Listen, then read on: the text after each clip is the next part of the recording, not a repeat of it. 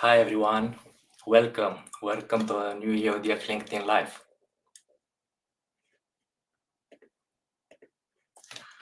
All right, so my name is Bülent Duagi and I'll be your host for this session.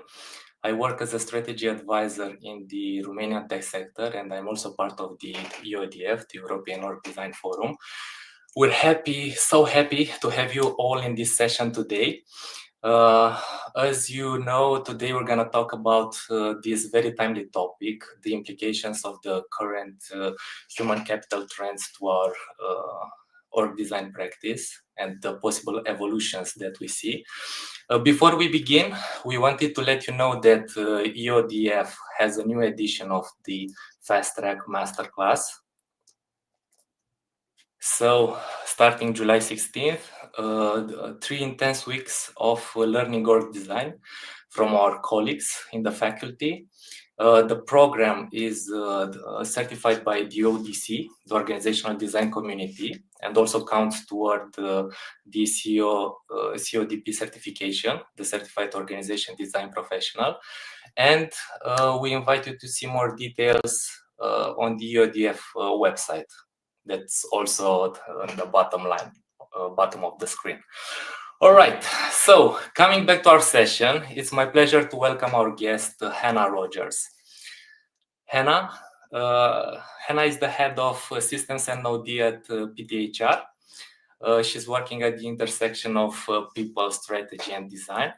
And when I met Hannah, I really enjoyed the fact that she brings this curiosity and practice towards complexity and systems thinking, and also helping organization make sense of all this complexity around us, and also create more human workplaces. So Hannah, welcome. Hey, thank you. Thank you for having me. Hello. So, first of all, maybe you could tell us a bit about your work and what made you or inspired you to propose this topic today. Yeah, of course. So, as you said, my role at PTHR is head of systems thinking and OD. So, I lead a lot of our client work around kind of like complex change and systems thinking work. So we work a lot with HR and OD practitioners in an additionality capacity, and also helping to support them with more complex transformational change programs. Just to tell you a bit about my background, my career started in generalist HR. I then moved into more of a strategic HR capacity, and then have been working in the OD space for the last 12, 13 years, working in the NHS in the UK, the civil service, and have been doing consultancy now for about 6 or 7 years. So quite diverse experience across different sectors. What kind of inspired me about the topic? We love this report every year at PTHR, and I think one of the things that I particularly love about it is that it doesn't just focus on what feels new and what feels trendy, but it really it addresses some of the real complexity and some of the real tensions that organisations are facing, and it approaches it in a really practical way. So it highlights what those tensions and those complexities are, but it really helps to unpack what are the things that are going on underneath this, and what are some of the things that in organizations or through consultancy we can think about what we need to change and how we can do that. So and I know just particularly, and I'll go into this as much as you want to, but it's I just think it's a really interesting report this year because it does focus on tensions and how we navigate those beyond just recognizing that they exist and having to hold those tensions. It really helps us to get into what do we need to think about. Yeah, so I've also studied the report, and it's pretty packed. I mean, I don't think we could like cover the whole report in 45 minutes of the time we have today. But maybe Hannah, maybe you could share with us a quick overview for the people watching, and what are those key things that you've noticed that might be relevant for our org design practice? Yeah, of course. So as you said, it's a really, really long report. So I've got some notes just to make sure that I don't kind of go too far off track. But yeah, so there's 8 trends in this year's report, and as I said, it really invites us to hold tensions around things around kind of agility and stability and technology, and more of the kind of the human relational side within organisations. So the first trend looks at closing the experience gap. And so that highlights this growing disconnect between what organisations need and what people have when they're entering the workforce. So it encourages more of this broader view around what counts as experience, and encourages things like blended teams, so that new people into the organisation can offer these really valuable kind of new perspectives and challenges to the status quo, but how that then blends with this real kind of lived experience. The second trend they've titled as motivation at the unit of one, and that encourages us to move away from blanket assumptions around what drives performance, and instead tuning into what really genuinely matters to each individual. So one of the things that they really call out is that sometimes we can make those blanket assumptions, and that we can really put people into categories. So we can say that kind of working parents want flexibility, or new entrants into organisations want development, rather than necessarily recognizing that as humans we're complex systems, and that we hold multiple identities, and therefore much more of that person-centered design around what motivates us, what drives us, what inspires us, really needs to be looked at, and really needs to be central in terms of how we shape experiences. The third is around AI and how that's reshaping work, and that it's at a pace that many organisations are struggling to keep up with. And I think this is a really interesting one for organisational designers.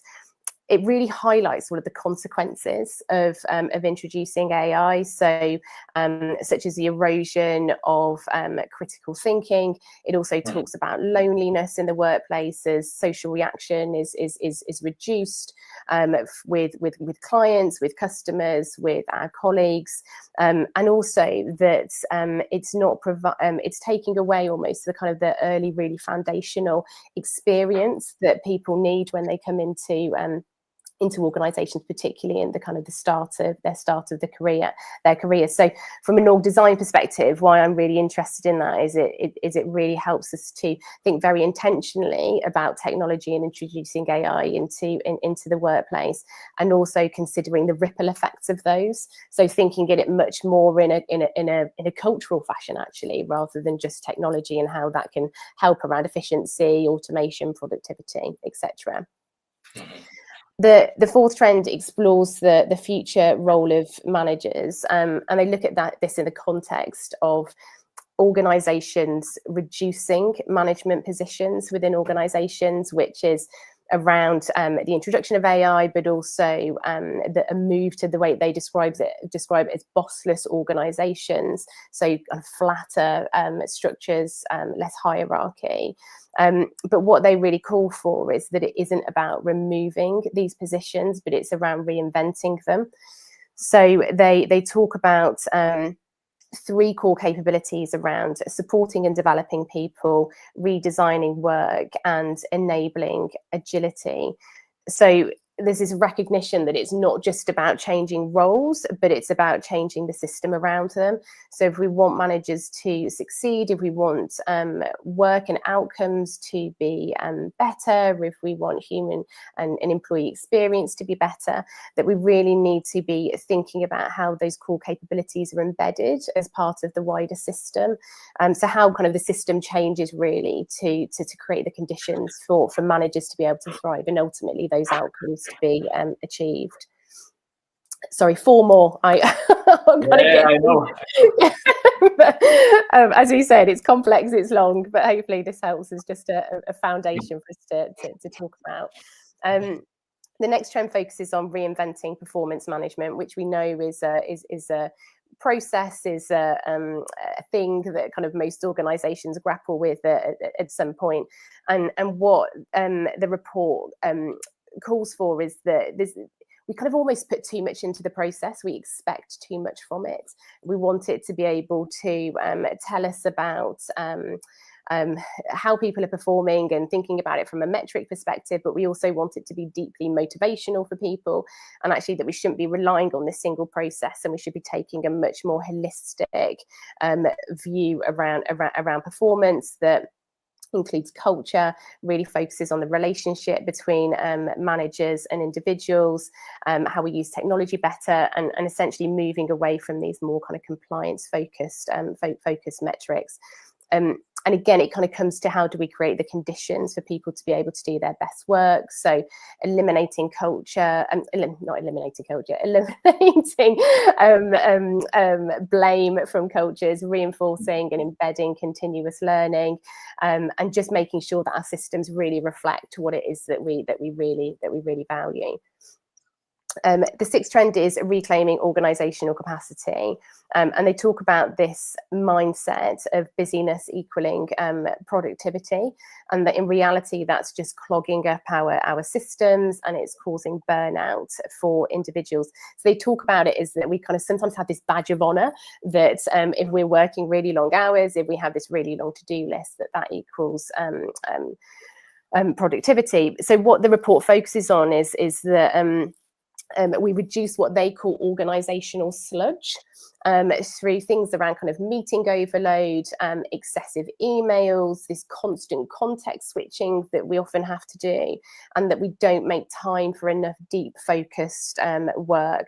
So what that results in is that people do experience burnout, they max out, and they're not necessarily doing the work that matters. And I think there's a number of different other kind of considerations around that, around culture, around trust and control that exists within organizations. So I think what kind of almost feels like kind of quite foundational to some extent around how we kind of reduce things around kind of meetings. I think thinking about it from a systemic perspective and kind of what sits underneath that, I actually think it's really complex as we get into that. So from an org design perspective, I think that's quite interesting. Number 7 focuses on the tension between stability and agility. And they talk about this tension where leaders are doubling down on flexibility in order for organizations to stay competitive. But many employees are feeling overwhelmed by the constant pace of change. And so rather than choosing one or another, it's they introduce this idea of stagility, so which is building stability within agility. So they talk about how we can create anchors for people through guiding principles, through shared purpose, and this kind of strong identity that give people something to hold on to as things evolve. So some of the practical aspects that they reference are designing fluid roles, organising work around outcomes, with an emphasis on people, so not just their skills, but their motivations, their aspirations. So how we can kind of design work in a way that empowers and maximizes talent and potential within the organization. And the final trend looks at how we define the value of technology, and so moving away from evaluating cost against efficiency towards a more holistic approach where we consider process improvements alongside the impact on human performance, culture, and employee experience. So this is where we need leaders and all design practitioners to be thinking and acting more systemically, seeing technology as not separate from people and culture, but it's deeply intertwined. So it's more of a kind of a design and a cultural decision that looks beyond just efficiency and looks kind of just beyond processes. So that's the kind of a summary of the kind of the eight trends. I'm not sure whether you've got any kind of any reflections on that or anything additional, and then I'm more than happy to kind of draw out maybe what kind of I think some of the implications or considerations are for us. Yes, no, because of course our session is around the connecting the dots with org design practice. Yeah. All these 8 trends look very connected and interconnected with org design, work design, role design, and other types of design that that we're doing in us and the people around us, whether consciously or unconsciously doing these days. So that's why I really loved your proposal to discuss this during LinkedIn Live, because it's so much to unpack, and I think these conversations help evolve the practice and maybe the field. Of course, not only the two of us now, but probably by more conversation like this, what are the shifts that we're seeing? What are the practices? How are they evolving? What are organizations actually doing? Because these trends and what I appreciated in the Deloitte report also come with examples of organizations and contexts and practices that are already happening. As trends are these changes that are not yet mainstream but are already happening. We're not discussing about this future or scenario in which this or that might be relevant. It's just a curation these people from Deloitte did with actual examples. Of course, grouped into these 8 themes or trends, like they call it, and all that. So that's why I'm happy we're having this conversation. I'm very curious about, from all these insights, all these 100 plus pages report. I'm curious from all of this, what resonated, what connections you see with your practice, with in the organizations around you, in PTHR as your organization. Yeah, I think as you touched upon, kind of a real passion at the beginning, a real passion of mine is systems thinking, and I think, as you said, like they're all of these trends are really interconnected, and I think the call for us as practitioners working in this space is to step back and to see how each of these do connect, and almost kind of getting beneath the surface and thinking about what are the dynamics that are at play, because a lot of this is around how we do really intentional org design. And by doing that, it's understanding where those connections are, where are those dynamics. So if we change one part of the system, how does that influence another? And I think that's a space that we can really hold for organizational leaders around helping them to be able to see those dynamics. So really getting beneath the surface on that. One of the other things that I found really interesting was that it addresses some really foundational building blocks. So in a trends report, you often expect to see new, really innovative things, and their insights on it are really innovative, and the examples, as you touched upon, are really innovative and inspiring. But actually, we're kind of talking about things around performance management, around the way that we manage, the way that we motivate, and these are all things that have existed in organisations for years. But it's really encouraging us to be able to reinvent some of that and to really recognise how important those are, but how they're also getting in the way of organisational success, particularly when we're working in more of these complex environments. And I guess connected to that is, again, some of these really foundational qualities within organizations around trust and relationships and human connection, and how critical that is, and how often our structures and our processes and our busyness can really overtake that. And that's you kind of made a reference around kind of what we do at PTHR, and that's where we really as a company invest a huge amount of time. We are incredibly busy, incredibly stretched. We do some really, really exciting work with our clients, but we really make sure that we spend a lot of time building that and really nurturing that.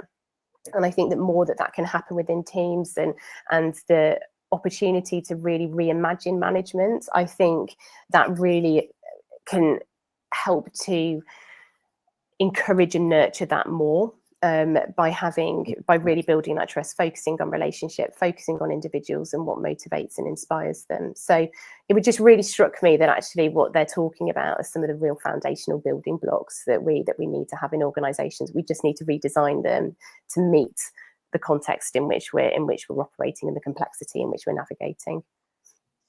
And building on this foundational aspect of things, and you also mentioned about the tensions present in the report. Those tensions also feel foundational, you know, in the sense, for example, in the interconnected work in the strategy field, these similar tensions, along with many others, are present. And yeah, maybe we can just share a quick overview of these tensions to pique the interest of the viewers. I have this. So the tension between augmentation and automation, connected to the use of workforce technologies and work technologies, personalization, standardization, or between agility and stability that you mentioned. I really enjoyed the chapter about anchors in this, especially during these turbulent times, and with the 3 types of anchoring: the work, the organization, and the workers. And we might touch upon this a bit later. And also between outcome and output, something that, for example, in another field, in product development and management, this distinction between outcome, output is very present in various conversations, but at the same time, this message of finding the balance that is right for that context, whether very localized, the team level, or I don't know, mini group level, or at the organizational level. And these other 2 tensions: empowerment, control, and potential and predictability. So this, what I wanted to share is that these 7 tensions also feel foundational. I don't think these tensions emerged in 2025. You know? Oh my God. Potential or predictability, and or yeah. So I wanted to ask you, Hannah. So we have lots of dots to play with, to connect and to play with today. Maybe if we could touch a bit upon the reinvention of management and of manager roles. I noticed, I think the second way the report proposes the role reinvention for managers is around people in manager roles to facilitate work redesign. So it's connected to this wider trend, or at least weak signal that we're seeing of managers in organizations doing org design activities, even though they're not like full-time org designers. And I'm curious, in your practice, in the various contexts you are part of, are you seeing this signal? Are you seeing this emerging change? Yeah. Just before I come to that, just to echo kind of what you shared around kind of the tensions, you know, they're not new, are they? And I think what I really liked about this report is that it kind of addresses them head on, because those things around, oh, we need to do this, but also we recognise that the challenge of the tension is things around kind of fragility, and that. I think one of my reflections on it was around, from an org design perspective, was that I actually think that creates this really quite creative spaces to design and to be able to work in. So it's how do those work in harmony, and how, rather than us having to choose one or the other, and that they're having to be in conflict, but actually what does that give us as an opportunity to be able to really think about redesign in quite a powerful way. But yeah, you're absolutely right. It's not. It's definitely not new, but it's kind of trying to tackle some of those head on. I think around management, I think that this has been a topic that's been discussed for such a long period of time, and I don't think this is a new problem. And I think the reason that it feels particularly relevant is that in a lot of organisations it's a huge group of people, and where there isn't that development, when people aren't supported within those roles, or kind of managers are doing like the wrong thing, so to speak, then that can be a real hindrance. And I think because there is a requirement to have more of this flexibility, more of this adaptability with organisations, it can just kind of, this kind of management role for a lot can just be a blocker, which I think is where there is that quite extreme view of let's just remove, rather than recognising the opportunity that a reinvented, a reimagined management role can really bring to an organisation. So those capabilities that the report talks around is much more about how managers can be an enabler. So how can they be tuning in, and how can they be sense making what's happening within the organisation, within the environment, within the context in which an organisation operates, to be able to think about how do I enable my team, how do I develop, how do I motivate, how do I think around kind of role flexibility. But I think it's these conditions which are really important, and how that is reflected within the wider organisational system. You know, some of the work that we do within organisations is that we are asked to come in and support around management development or leadership development, and sometimes the narrative that sits behind that is we've done these programs before and nothing happens, and the tendency is to blame managers for not doing that, whereas actually in a lot of ways, and this has happened to me directly as part of kind of designing programs when I was a decade or so back, was why is change not happening? And it's because the wider system hadn't changed around it. So you kind of inspire people on these amazing development programs, and then they go back into the system and they're having to fight against it, which is not just a complete waste of money and inefficient, but it's really demotivating actually for that group of people. So I think what this calls for in terms of reinvention is not just around capabilities, but is also how do we create the conditions, how do we create the wider system in order to be able to support people to be able to do that. The kind of the last kind of part around your reflection of managers operating more within this org design space. I think that it made me think that going back to last year's report around focusing more around boundaryless HR and OD. And I think that's a really important thing here, is kind of like that we don't kind of get caught up in silos and structures and functions that we create in organizations, and that actually we remove some of those kind of barriers or boundaries that we've created, and we get out into the organization and we support managers to be able to do this. So rather than it being top down and this is what you need to be doing, or we need to be parachuted in to do that, but actually how do we develop, how do we coach managers to be able to understand their context? How are they given the autonomy, the freedom to be able to make decisions and have judgment about the best way to organize, to be able to their team, to motivate, to inspire. So I think there's something about how we see ourselves more as enablers rather than doers. And because you mentioned, these conditions, like a theme I'm hearing, there's lots of mentions in the report about co-creation.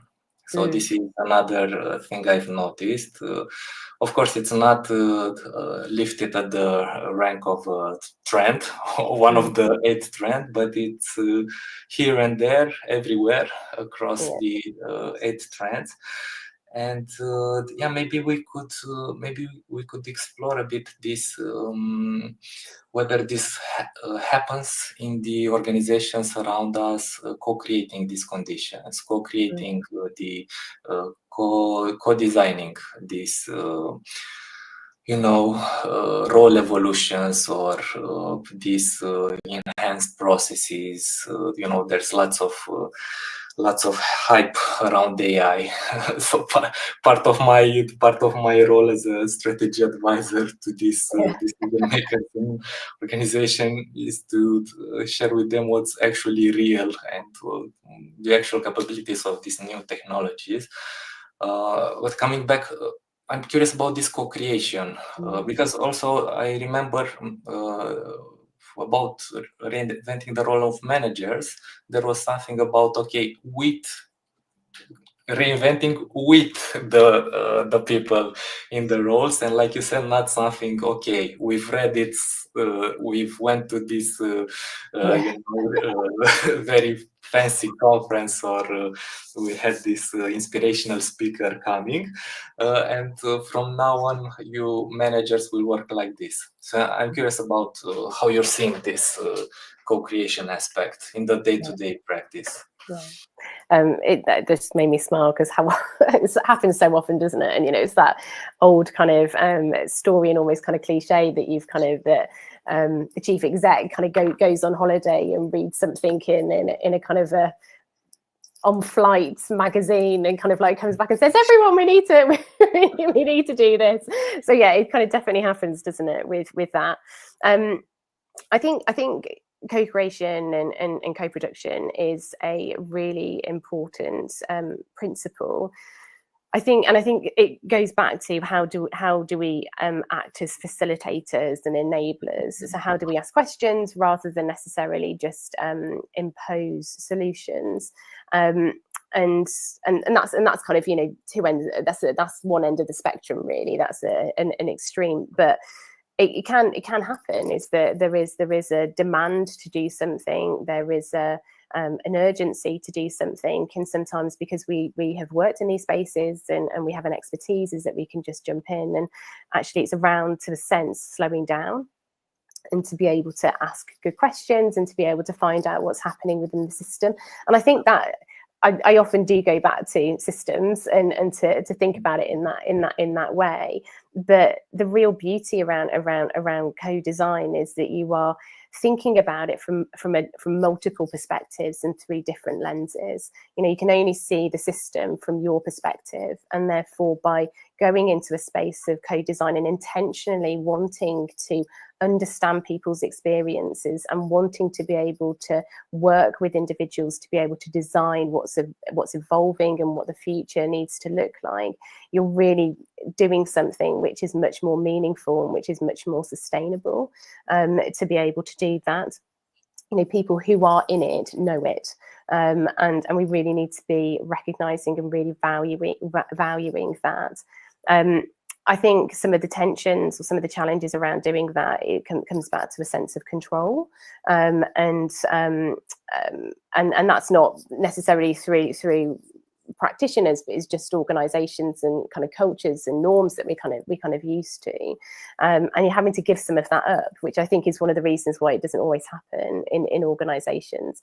And so therefore it's thinking about how do you create some boundaries actually around it, so that you talk about the things that matter, you talk about the negotiables, the non-negotiables, so that people are able, they know the space in which where you can co-create, where you can co-design, where people are allowed or empowered to be able to make decisions. So I think that's a big part of it. But it is moving away from these assumptions and really asking people around what's going on, and what is it that they need in order to be able to do this, but being quite intentional at the same time. And this is always the kind of the bridge that we need to have, is thinking about what's the outcomes and the needs of the organization, but then how do we do that in a human-centered, relational way, as well. I think my encouragement where people haven't done it before is to just do it, which is incredibly simple. But a lot of this is, and obviously this from a product development and management perspective, is prototyping, is to go out, is to ask questions, and it's just incredibly powerful to be able to see that. I've done some work in the past around community development and the concept of placemaking, which is all around co-design and co-production within communities. So if people are interested in that, it's a really interesting one to explore, because there's so many connections then between how you can bring some of the principles and the philosophy really of that into organizations. Yeah, so I'll build a bit upon the control, autonomy, tension that you mentioned. I really like that at some point there was this mention about work safe places or spaces for work redesign experiments.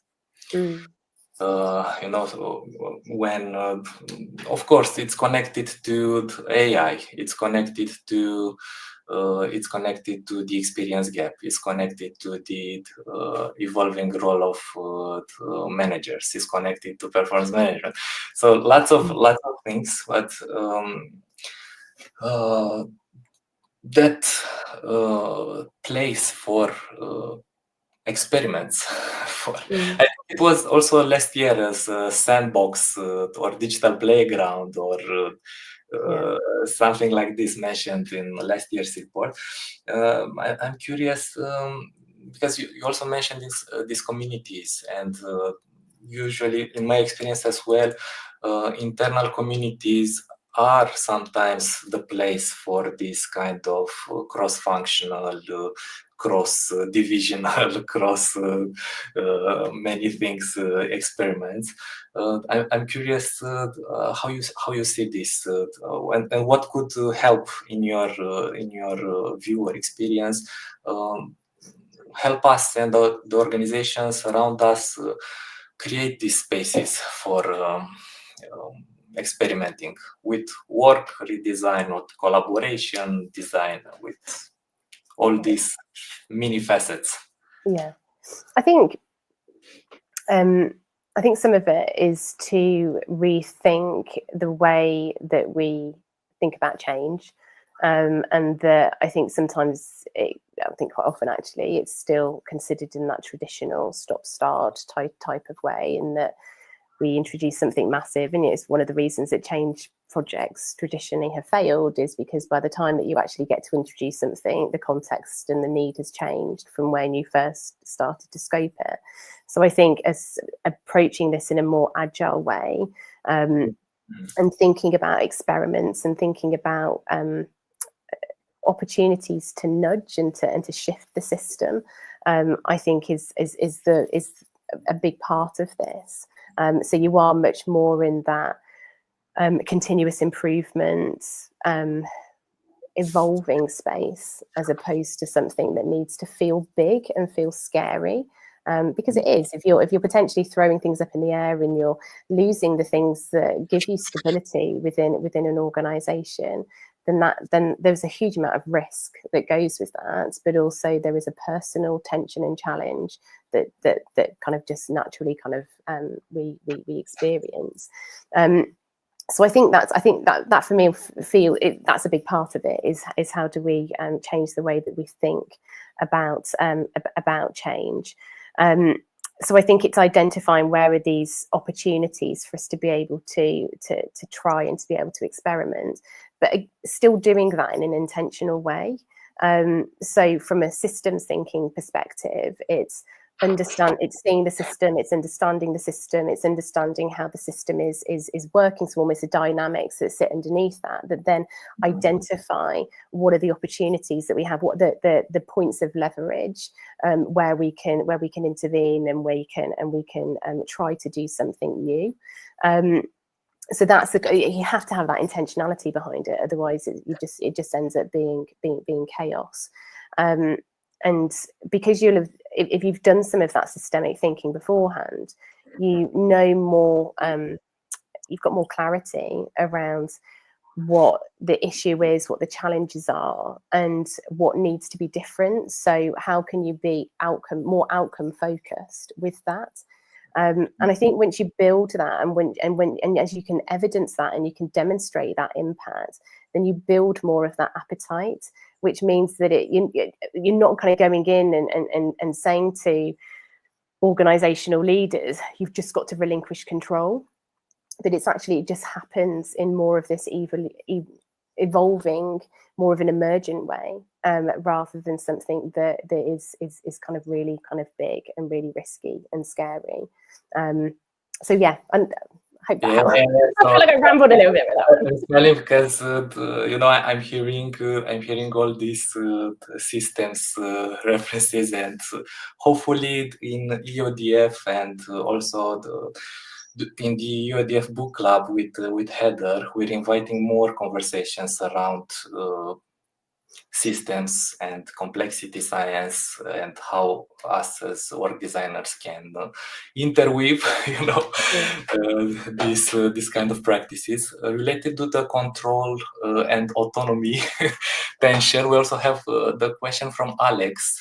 So, Alex, you're asking how does an organization support existing leadership to make this shift from the traditional command and control to the mindset of managers acting like facilitators or enablers?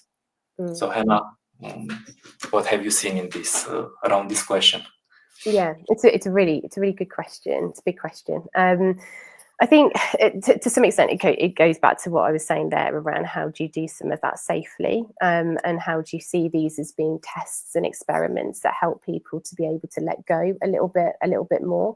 I think boundaries are also really important. So how do you place a boundary around what it is that you are wanting to change, or where you're wanting to relinquish some control, so it feels safe to be able to do that, and through that identifying what the negotiables are, the non-negotiables are for that, so that you're allowing a kind of a space for judgments to be made.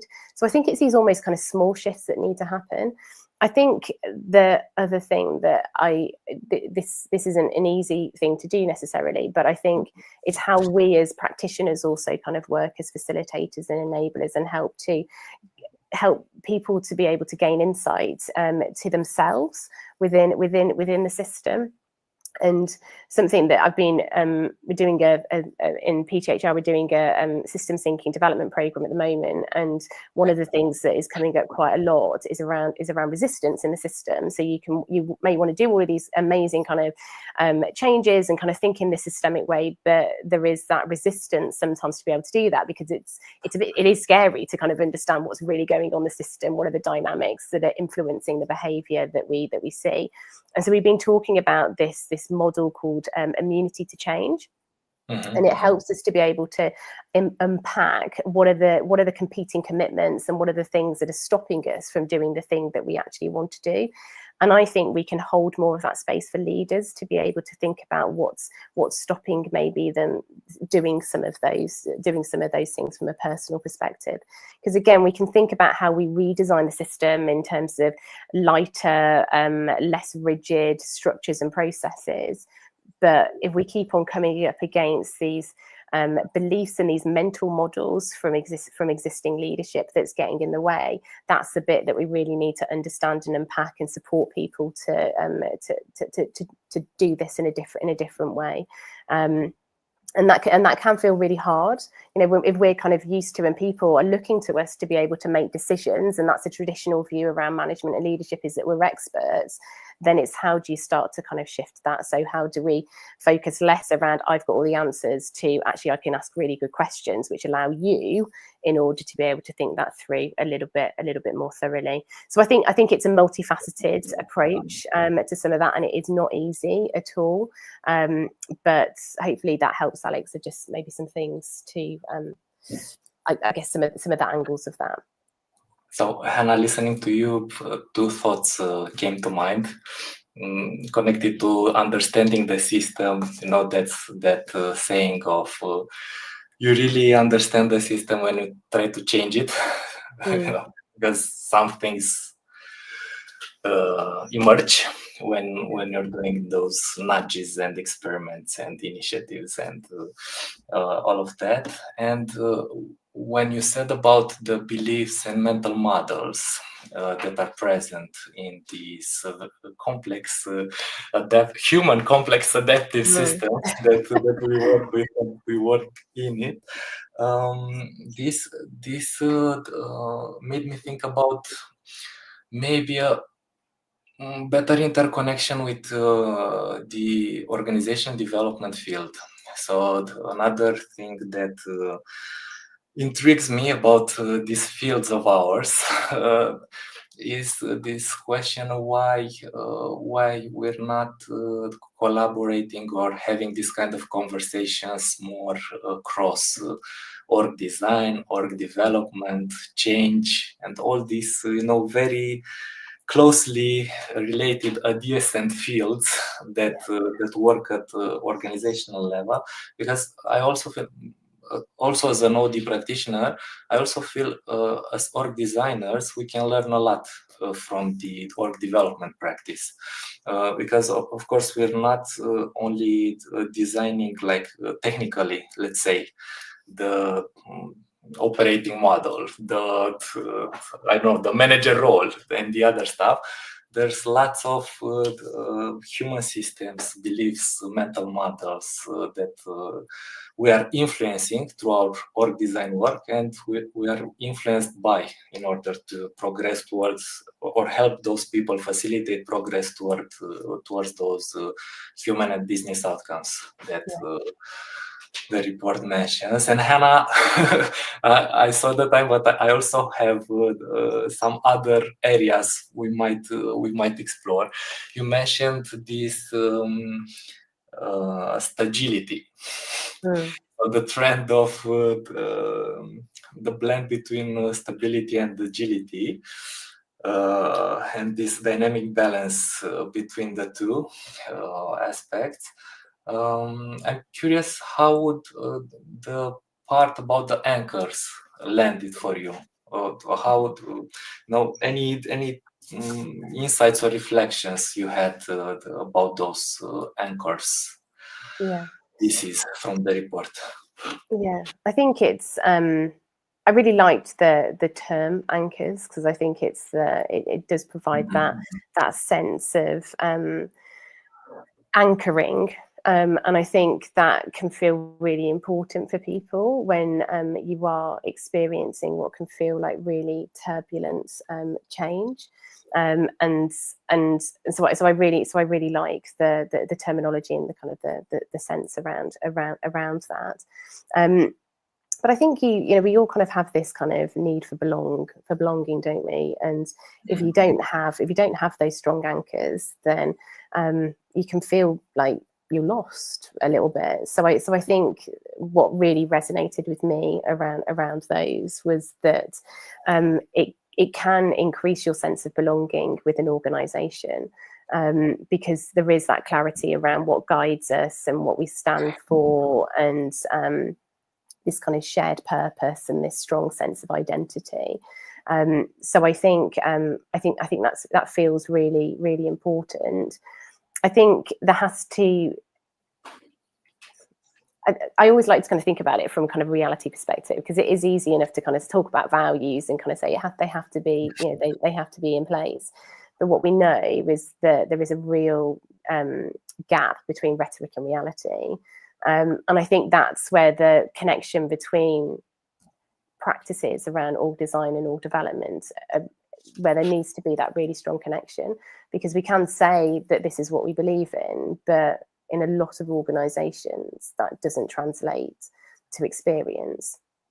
So I think those anchors have to be in reality. They have to be our practice, they have to be our experience, and we have to work really hard at making sure that those are embedded in the culture. And I think that spans both org design and org development, because I think it's around, and I think that's where that probably kind of really highlights the importance of the role, is that from an org development perspective, you can gather this really kind of good insight about what's happening in the organization, because you're diagnosing essentially what's going on, and you're supporting the development of the organization to a desired future. And how does that insight then inform what's happening from an org design perspective, perspective, where we can think more about alignment across all aspects of an organizational system. So I think that kind of really highlights that kind of important kind of connection and that interplay. But yeah, I think with the anchors, it just has to be grounded in reality, and we have to work quite hard at making sure that's there, because otherwise it will just feel like a turbulent place to be, and you won't have that sense of belonging. You'll feel like a pawn on a chessboard, rather than someone who is valued, who is respected, and who has a really strong sense of connection with the organization that you work for. Yes, so Hannah, listening to you, this idea of facilitating anchor design came to mind. So maybe at this connection between org design and org development might emerge as a practice. How do you facilitate anchor designs or help people co-design, co-create these anchors that, of course, my reading of the whole metaphor thing with anchors is these anchors need to have meaning for the people involved. So it's not, I don't think, in my view, it's so relevant to come with some external metaphors, external stuff, and say, this is a good practice to have this kind of anchors for your organization during these turbulent times. So Hannah, because we're coming to a close, maybe we could close with some final reflections and one invitation to people watching our LinkedIn Live. I can't believe quite how quickly 50 minutes has gone. I think you'll probably expect me to say this. I think it is, my final reflection is that I think we need to think more systemically about the organisations in which we operate, and taking that step back and seeing how. Seeing the system, seeing kind of what exists in the system, and understanding that interplay and the dynamics that are influencing what it is that we see, and how that then informs more of that intentional design, feels really important as part of that, because that is, as I said, that's one of the reasons why change just doesn't land and isn't sustainable, is because it's actually not addressing the real problem that's in place. So I think how we gather insight and how we gather data that helps us to be able to say, these are the issues that are going on in the organisation, and these are the things that we then need to think about in the way that we approach change, and we think about the opportunities for development, for improvement, is really important. So yeah, I think it's kind of taking more of a systemic lens to this. Nice. And the invitation? Yeah, I guess that is my invitation. Really, is to do more of that. I love talking about systems, and I think it's having more of those conversations, being more curious, taking a step into that space, asking good questions, being that enabler. Within an organizational system, I think it's really critical. I think that there's I kind of can just talk about this around kind of what I think the opportunities are that are available to us, but I think as kind of stepping back and thinking about that system is really central. Yeah, so we have this idea from Gwen. Thank you, Gwen. It's often about helping the senior leaders to feel more comfortable with a co-creation approach if they've never used one before. Anxiety can become by being clear about the frame, guide rails for what is or isn't in scope for co-creation. So this is maybe also connected to what you mentioned about this, like having clarity about the scope and what are the boundaries, what's in play, let's say, for this activity. So Hannah, this has been great, and I hope our viewers got a bit more curious about these implications that we discussed on our org design practice. So I hope more people will read that report, and others, of course. And I hope more conversations like ours today will pop up going forward, because what I feel as well, being connected to all these fields, strategy or design or development, foresight and others, is there are many shifts, and I really feel like something bubbling to evolve our practice, to be able to create and co-create more value with the people that we're working with. So thanks everyone for joining and for watching and for contributing, and stay curious, like Hannah said, and stay tuned for the next LinkedIn live sessions organized by EOTF. Thanks for your time, and enjoy.